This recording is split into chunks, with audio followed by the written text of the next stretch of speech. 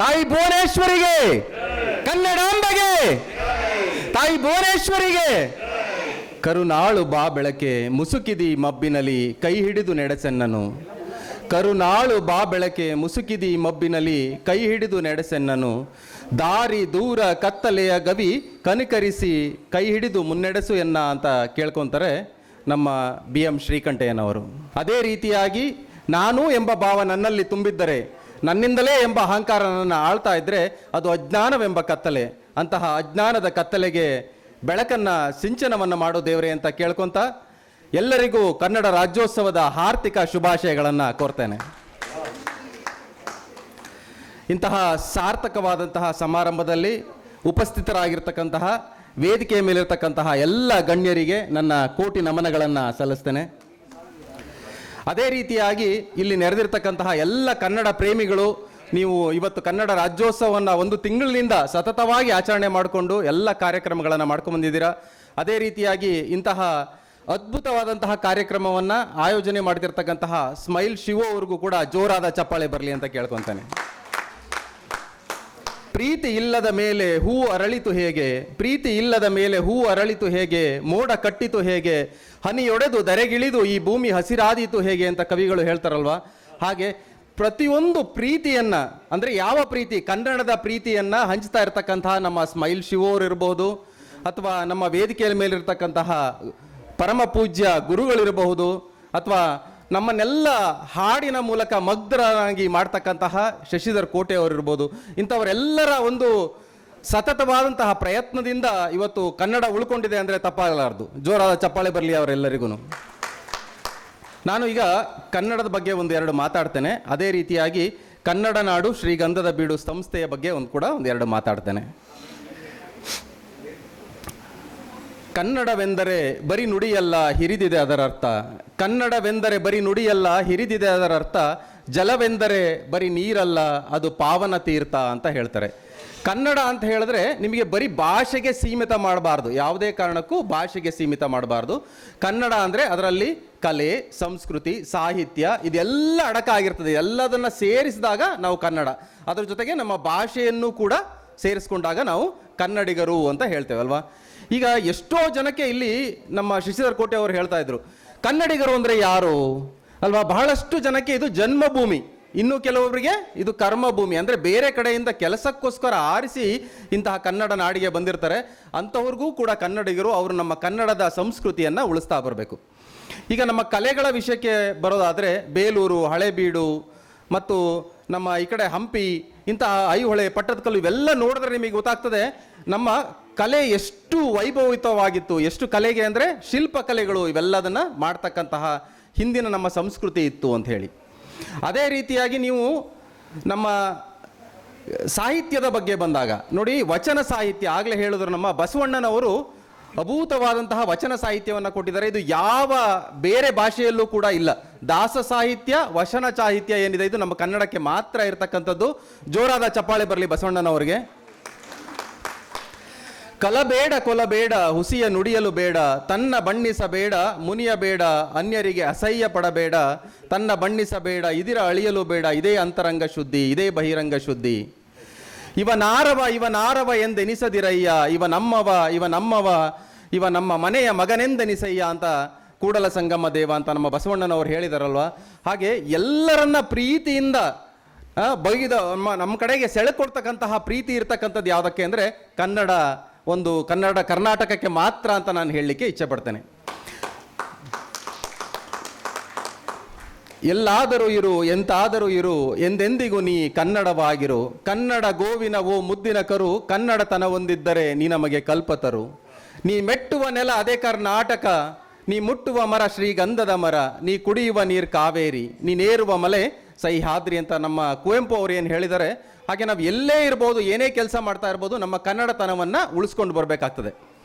ಅದೇ ರೀತಿಯಾಗಿ ಈಗ ನೀವು ನೋಡ್ತಾ ಬಂದರೆ ನಾವು ಕನ್ನಡ ನಾಡು ಶ್ರೀಗಂಧದ ಬೀಡು ಅಂತ ಒಂದು ಸಂಸ್ಥೆಯನ್ನು ಇವತ್ತು ಏನು ರಿಜಿಸ್ಟರ್ ಮಾಡಿ ಅದನ್ನು ಉದ್ಘಾಟನೆಯನ್ನು ಮಾಡಿದಂತಹ ಎಲ್ಲ ಗಣ್ಯರಿದ್ದರ ಸಮ್ಮುಖದಲ್ಲಿ ಮಾಡಿದ್ದಾರೆ.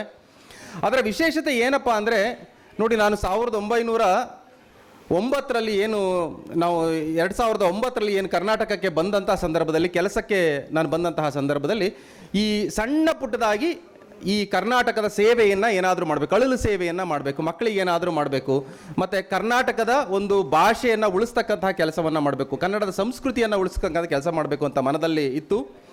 ನನಗಾಗಿ ಬರ್ತಾ ಇದ್ದಿದ್ದು ಕೇವಲ ಒಂದು 5,000 to 6,000 ಅಂತಹ ಸಣ್ಣ ಸಂಬಳ, ಅಂತಹ ಸಂಬಳದಲ್ಲಿ ಕೂಡ ಏನಾದರೂ ಸೇವೆ ಮಾಡಬೇಕು ಅಂತ ಮನಸ್ಸಿನಲ್ಲಿ ಇತ್ತು.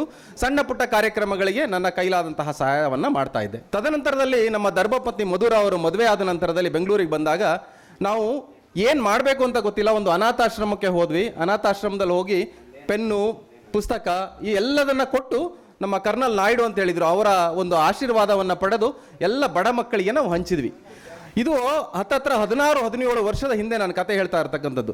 ನಿಮಗೆ ಸೇವೆ ಮಾಡ್ತಕ್ಕಂತಹ ಮನೋಭಾವ ಯಾವಾಗ ಹುಟ್ಟಬೇಕಪ್ಪ ಅಂದರೆ ಮಕ್ಕಳಿದ್ದಾಗಲೇ ಹುಟ್ಟಬೇಕು. ನೋಡಿ, ಸಣ್ಣ ಸಣ್ಣ ಮಕ್ಕಳಿದ್ದಾರಲ್ಲ, ಇಂಥವ್ರಲ್ಲೇ ಸೇವಾ ಮನೋಭಾವ ಅನ್ನೋದು ಹುಟ್ಟಬೇಕು. ಅದು ಹುಟ್ಟಿದ ಮೇಲೆ ಅದನ್ನು ನೀವು ಹಾಗೆ ಇಟ್ಕೋಬೇಕು. ಹೇಗೆ ಸೇವೆ ಮಾಡೋದು? ನೀವು ಕೆಲವೊಬ್ಬರು ಹಾಡನ್ನು ಹೇಳಿ ಕನ್ನಡದ ಸೇವೆಯನ್ನು ಮಾಡ್ತಾರೆ, ಕೆಲವೊಬ್ಬರು ಆಶ್ರಮಗಳನ್ನು ಈಗ ನೀವು ಕಟ್ಟಿ ಅದರ ಬಗ್ಗೆ ಅನ್ನದಾನವನ್ನು ಮಾಡ್ತಕ್ಕಂಥ ಇರ್ಬೋದು. ನಮ್ಮ ತುಮಕೂರಿನಲ್ಲಿ ಸಿದ್ಧಗಂಗಾ ಮಠ ನೋಡಿದಿರಲ್ವಾ? ಎಷ್ಟು ಜನ ಸಿದ್ಧಗಂಗಾ ಮಠ ನೋಡಿದ್ದೀರಾ ಅಲ್ವಾ? ನೋಡಿ, ಅಲ್ಲಿ ಅನ್ನ ತಿಂದವರಿಗೆ ನಿಮಗೆ ಬೆಲೆ ಗೊತ್ತಿರ್ತದೆ, ಸೇವೆಯ ಮನೋಭಾವ ಅಂದರೆ ಹೇಗಿರ್ತದೆ ಅಂತ. ಪ್ರತಿಯೊಬ್ಬರಿಗೂ ಅನ್ನದಾನವನ್ನು ಮಾಡ್ತಕ್ಕಂಥದ್ದು ಇದು ಒಂದು ಸೇವೆ. ಗಿಡ ನೆಡ್ತಕ್ಕಂಥದ್ದು, ಈಗ ಮೊನ್ನೆ ತಾನೇ ನೀವು ಸಾಲು ಮರದ ತಿಮ್ಮಕ್ಕ ನಮ್ಮನ್ನು ಅಗಲಿದ್ದಾರೆ. ಅವರು ನೋಡಿ, ಮಕ್ಕಳಿಲ್ಲ ಅಂತ ಕೊರತೆಯನ್ನು ನೀಗಿಸ್ಲಿಕ್ಕೋಸ್ಕರ ಏನು ಮಾಡಿದ್ರು? ಗಿಡ ನೆಡ್ತಾ ಬಂದರು. ಅದು ಕನ್ನಡದ ಸೇವೆನೇ ಅಲ್ವಾ? ಹೀಗೆ ಪ್ರತಿಯೊಂದು ನೀವು ಯಾವುದಾದ್ರೂ ಒಂದು ನಿಮ್ಮ ಕಾರ್ಯವನ್ನು ನೀವು ರೂಪದಲ್ಲಿ ಕನ್ನಡದ ಸೇವೆಯನ್ನು ಮಾಡಬಹುದು. ನಾವು ಶ್ರೀಗಂಧದ ಬೀಡು ಕನ್ನಡ ನಾಡು ಅಂತ ಏನು ಈಗ ಉದ್ಘಾಟನೆ ಮಾಡಿದ್ವಲ್ಲ, ಈ ಸಂಸ್ಥೆಯ ಅಡಿಯಲ್ಲಿ ಶ್ರೀಗಂಧದ ಗಿಡಗಳನ್ನು ನೆಡ್ತಾ ಬಂದಿದ್ದೇವೆ. ಏನು ಇದರ ವಿಶೇಷತೆ ಅಂದರೆ, ಇಡೀ ಪ್ರಪಂಚದಲ್ಲಿ, ಇಡೀ ಭೂಮಂಡಲದಲ್ಲಿ ಅತಿ ದುಬಾರಿಯಾದಂತಹ ಮರ ಯಾವುದಪ್ಪ ಇದೆ ಅಂತಂದರೆ ಅದು ಶ್ರೀಗಂಧದ ಮರ. ಯಾವ ಮರ ಹೇಳಿ? ನೋಡಿ, ಈ ಶ್ರೀಗಂಧದ ಮರ ಇದೆಯಲ್ವಾ, ಇದನ್ನು ಔಷಧಿಯಾಗಿ ಉಪಯೋಗ ಮಾಡ್ತಾರೆ ಅಲ್ವಾ? ಆಮೇಲೆ ನಮಗೆ ಎಲ್ಲ ತಿಲಕಗಳು, ನಾವು ಪೂಜೆ ಮಾಡಿದಾಗ ತಿಲಕ ಇಟ್ಕೊತೇವೆ, ಶ್ರೀಗಂಧದ ಹಾರಗಳನ್ನು ಹಾಕ್ತೇವೆ, ಮತ್ತು ಇದರಲ್ಲಿ ಮೂರ್ತಿಗಳನ್ನು ಮಾಡ್ತಾರೆ. ಆದ್ರಿಂದನೇ ಈ ಪ್ರಪಂಚದಲ್ಲಿ ಅತಿ ದುಬಾರಿಯಾದಂತಹ ಶ್ರೀಗಂಧದ ಮರ ಎಲ್ಲಿ ಬೆಳೀತದೆ ಅಂದರೆ ನಮ್ಮ ಕನ್ನಡ ನಾಡಲ್ಲಿ ಯಥೇಚ್ಛವಾಗಿ ಬೆಳೀತದೆ. ಇದನ್ನು ಬೆಳಿಲಿಕ್ಕೆ ಬಹಳ ಬೇರೆ ಬೇರೆ ದೇಶದವರು ಪ್ರಯತ್ನ ಪಟ್ಟರು, ಆದರೆ ಯಾರ ಕೈಲೂ ಆಗಿಲ್ಲ. ಅದು ಆಸ್ಟ್ರೇಲಿಯಾ ಮತ್ತು ನೇಪಾಳದಲ್ಲಿ ಸ್ವಲ್ಪ ಬೆಳೀತದೆ ಬಿಟ್ಟರೆ ನಮ್ಮ ಕನ್ನಡ ನಾಡಲ್ಲಿ ಅತಿ ಹೆಚ್ಚು ಬೆಳೀತದೆ. ಅದಕ್ಕೆ ನಮ್ಮ ರಾಜ್ಕುಮಾರ್ ಅವರು ಏನು ಹೇಳ್ತಾರೆ, ಇದನ್ನೆಲ್ಲ ನಮ್ಮ ಸ್ಯಾಂಡಲ್ವುಡ್ ಅಂತ ನಾವು ಏನು ಕರಿತೇವೆ, ನಮ್ಮ ಫಿಲಮ್ ಲ್ಯಾಂಡ್ ಅನ್ನು ಸ್ಯಾಂಡಲ್ವುಡ್ ಅಂತ ಏನಕ್ಕೆ ಕರಿತೇವೆ ಅಲ್ವಾ? ಗಂಧದ ಗುಡಿ ಅಂತ ಚಿತ್ರ ಏನಕ್ಕೆ ಬಂತು ಅಲ್ವಾ? ಅದಕ್ಕೋಸ್ಕರ ನಾವು ಶ್ರೀಗಂಧದ ನಾಡು ಅಂತ ಕಟ್ತೇವೆ. ಈ ಸಂಸ್ಥೆಯಡಿ ನಾವು ಸಾವಿರಾರು ಶ್ರೀಗಂಧದ ಗಿಡಗಳನ್ನು ನೆಡ್ತಾ ಬಂದಿದ್ದೇವೆ. ಮುಂದೆನೂ ಕೂಡ ಹಾಗೆ ನೆಟ್ಕೊಂಡು ಈ ಪರಿಸರವನ್ನು ಉಳಿಸ್ತಕ್ಕಂತಹ ಕೆಲಸವನ್ನು ಮಾಡ್ತೇವೆ. ಅದೇ ರೀತಿಯಾಗಿ ಸಣ್ಣ ಪುಟ್ಟ ಮಕ್ಕಳಿಗೆ ಬೇಕಾದಂತಹ ಒಂದು ಓದಲಿಕ್ಕೆ ಸಹಾಯವಾಗ್ತಕ್ಕಂತಹ ಏನೇ ಒಂದು ಕೆಲಸ ಇರ್ಬೋದು, ಅದು ಪುಸ್ತಕ ಇರ್ಬೋದು ಅಥವಾ ಒಂದು ಫೀಸ್ ಕಟ್ಟೋದಿರ್ಬೋದು, ಇಂತಹ ಸಣ್ಣ ಸಣ್ಣ ಕೆಲಸಗಳನ್ನು ಕೂಡ ನಾವು ಮಾಡ್ಕೊಂಡು ಬಂದಿದ್ದೇವೆ, ಮುಂದೇನೂ ಕೂಡ ಮಾಡ್ತೇವೆ ಅಂತ ಹೇಳ್ತಾ, ಕೊನೆಯದಾಗಿ ನಾನು ಈ ಕನ್ನಡ ರಾಜ್ಯೋತ್ಸವದ ಬಗ್ಗೆ ಒಂದೆರಡು ಮಾತಾಡಿ ಹೇಳ್ತೇನೆ. ನೋಡಿ, ಕನ್ನಡ ರಾಜ್ಯೋತ್ಸವನ ನಾವು ಏನಕ್ಕೆ ಆಚರಣೆ ಮಾಡ್ತೇವೆ ಅನ್ನೋದನ್ನು ನೀವು ಬಹಳ ಮುಖ್ಯವಾದಂತಹ ವಿಷಯ ತಿಳ್ಕೋಬೇಕು. ನೋಡಿ, ಕನ್ನಡ ಅಂತಕ್ಕಂಥದ್ದು, ಕರ್ನಾಟಕ ಅಂತದ್ದು ಒಡೆದು ಹಂಚು ನೂರಾರು ಪಾಲಾಗೋಗ್ಬಿಟ್ಟಿದ್ದು. ಬ್ರಿಟಿಷರು ಏನು ಮಾಡ್ತಾ ಇದ್ರಪ್ಪ ಅಂದರೆ ಒಡೆದು ಆಳುವಂತಹ ನೀತಿ, ಎಲ್ಲೆಲ್ಲಿ ಒಗ್ಗಟ್ಟಿದೆ ಅದನ್ನೆಲ್ಲ ಹಾಳು ಮಾಡಿಬಿಡೋದು, ಒಡೆದಾಗ್ತಕ್ಕಂಥದ್ದು, ಅದೇ ಅವರ ಬ್ರಿಟಿಷರ ನೀತಿ. 1905ರಲ್ಲಿ ನೋಡಿ, ಏನು ನಮ್ಮ ಉದಯವಾಗಲಿ ನಮ್ಮ ಚೆಲುವ ಕನ್ನಡ ನಾಡು, ಉದಯವಾಗಲಿ ನಮ್ಮ ಚೆಲುವ ಕನ್ನಡ ನಾಡು ಅಂತ ಹಾಡನ್ನು ಹುಯಿಗೋಳ್ ನಾರಾಯಣರವರು ಹೇಳಿದ್ರಲ್ವ, ಅಂತಹ ಒಂದು ಕನಸನ್ನು ಮೊದಲು ಕಾಣ್ತಾರೆ 1905ರಲ್ಲಿ. ತದನಂತರದಲ್ಲಿ 1915ರಲ್ಲಿ ವಿಶ್ವೇಶ್ವರಯ್ಯನವರು ಕನ್ನಡ ಸಾಹಿತ್ಯ ಪರಿಷತ್ತನ್ನು ಸ್ಥಾಪನೆ ಮಾಡ್ತಾರೆ. ಅಂದಿನಿಂದ ಇವತ್ತಿನ ತನಕ ಕನ್ನಡದ ಪರವಾಗಿ ಅದು ಕೆಲಸ ಮಾಡ್ತಾ ಇದೆ ಅಲ್ವಾ? ಅದೇ ರೀತಿಯಾಗಿ ನೀವು ಇದೆಲ್ಲ ಸ್ವತಂತ್ರ ಪೂರ್ವದಲ್ಲಿ ಹೇಳ್ತಾ ಇರತಕ್ಕಂಥದ್ದು. ಮಹಾತ್ಮ ಗಾಂಧೀಜಿಯವರು ಬಂದಂತಹ ಸಂದರ್ಭದಲ್ಲಿ ನಮ್ಮ ಹುಯಿಗೋಳ್ ನಾರಾಯಣರವರು ಬರೆದಂತಹ ಈ ಹಾಡನ್ನು ಹೇಳ್ತಾ, ಉದಯವಾಗಲಿ ನಮ್ಮ ಚೆಲುವ ಕನ್ನಡ ನಾಡು ಅಂತೇಳಿ ಆಗ್ಲಿಂದ ಪ್ರಾರಂಭ ಮಾಡಿ ಸ್ವತಂತ್ರ ಸಿಕ್ಕ ನಂತರದಲ್ಲಿ 1964ರಲ್ಲಿ ಎಲ್ಲ ಏಕೀಕರಣವನ್ನು ಮಾಡಿ ನಮ್ಮ ಕರ್ನಾಟಕ ಅಂತ ಮಾಡಿದ್ರು. ಆಗ ಮೈಸೂರು ರಾಜ್ಯ ಅಂತ ಹೆಸರಿತ್ತು. ತದನಂತರದಲ್ಲಿ 1973ರಲ್ಲಿ ಮರುನಾಮಕರಣವನ್ನು ಮಾಡಿ ಕರ್ನಾಟಕ ಅಂತ ಮಾಡಿದ್ರು ಅಲ್ವಾ? ಎಷ್ಟು ಜನರ ಹೋರಾಟ ಇದೆ, ಸ್ವತಂತ್ರಕ್ಕೆ ಎಷ್ಟು ಹೋರಾಡಿದ್ರು ಅಷ್ಟೇ ಹೋರಾಟ ಈ ಕನ್ನಡವನ್ನು ಒಗ್ಗೂಡಿಸ್ಲಿಕ್ಕೆ, ಕನ್ನಡ ಪ್ರಾಂತ್ಯಗಳನ್ನು ಒಗ್ಗೂಡಿಸ್ಲಿಕ್ಕೆ, ಕನ್ನಡ ಮನಸ್ಸುಗಳನ್ನು ಒಗ್ಗೂಡಿಸ್ಲಿಕ್ಕೆ ಕೆಲಸ ನಡೆದಿದೆ. ಇದರಿಂದ ನಾವು ಕನ್ನಡ ರಾಜ್ಯೋತ್ಸವ ಅಂತ ಹೆಮ್ಮೆಯಿಂದ ಆಚರಣೆ ಮಾಡ್ತೇವೆ.